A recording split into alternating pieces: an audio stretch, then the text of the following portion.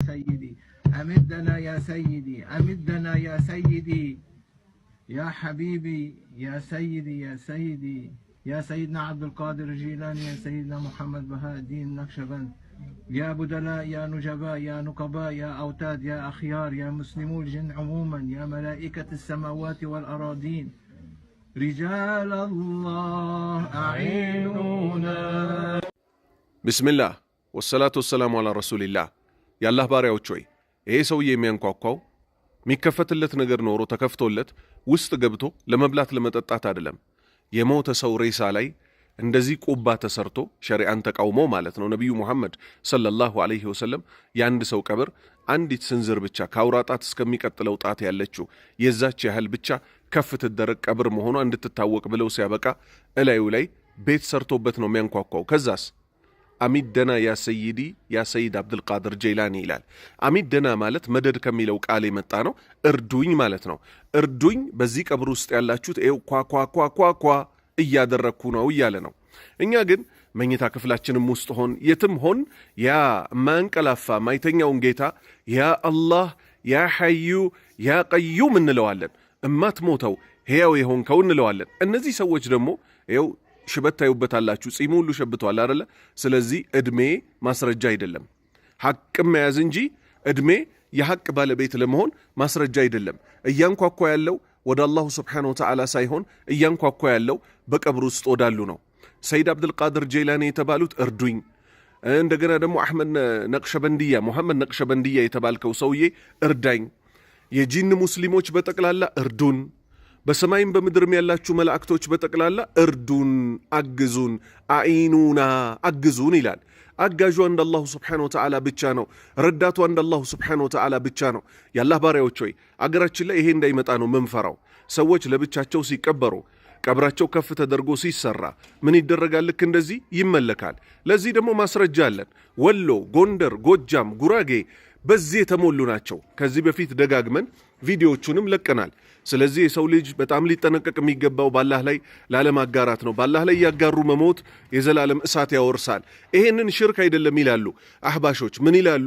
አንድ አካል ፈጠረ ብለህ እስካላመንክ ድረስ ሽርክ አይባልም ይላሉ። እንዲህ አይነት አምልኮች ሲሰጥ እያዩ ማለት ነው። አቡበክር ስዲቅ ረዲየላሁ ዐንሁ ነቢዩ ሰለላሁ ዐለይሂ ወሰለም ሲሞቱ ገና ሬሳቸው ሳይቀበር ሬሳቸው እዛ እንደተቀመጠ ምን ነበር ያለው? ሙሐመድን የሚያመልክ ሰው ካለ ሙሐመድ በርግጥ ሞቷል ነው ያለው እንጂ ሙሐመድ ፈጣሪ ነው ብላችሁ ታስባላችሁ ወይስ ሙሐመድ ይገላል ብላችሁ ታስባላችሁ አላለም። እዛው ሞተው አሳያቸው። ሞተዋል። እኛ የምናመልከው ማንን ነው?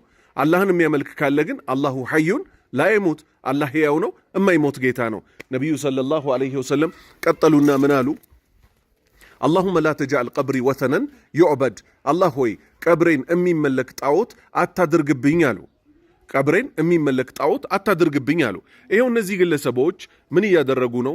ቀብር ለማምለክ ደፋ ቀና እያሉ ነው። ሀገራችን ላይ ወሎ ላይ እነ ዳና እነ ቦረና እነ ገታ አሉ የሚባሉ ቦታዎች ላይ ባዕድ አምልኮ ይፈጸማል። ባዕድ አምልኮ ማለት የማይሞተው አንድ አምላክ አላህን ትቶ ሌሎችን ማምለክ ነው።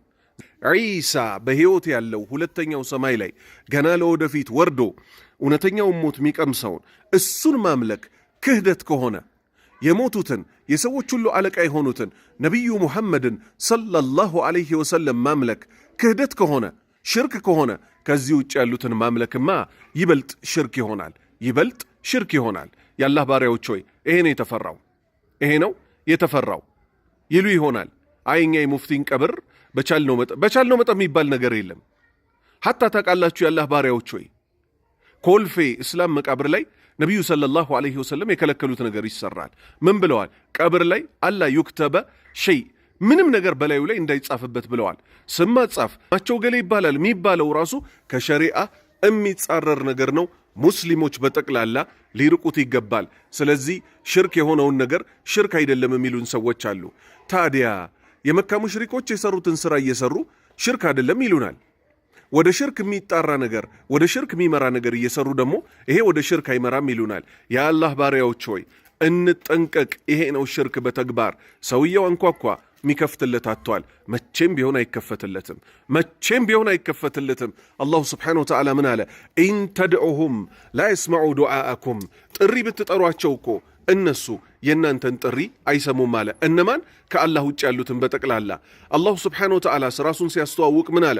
ወቃለ ረቡኩም ጌታችሁ አለ ኡድዑኒ ለምኑኝ፣ አስተጂብ ለኩም መልስ ሰጣችኋለሁ።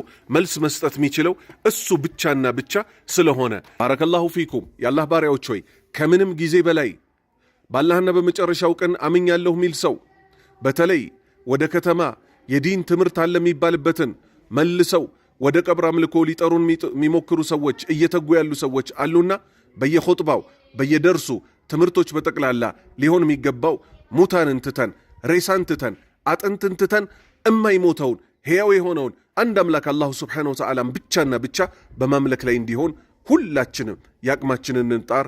ወሰላሙ ዓለይኩም ወረሕመቱላሂ ወበረካቱ።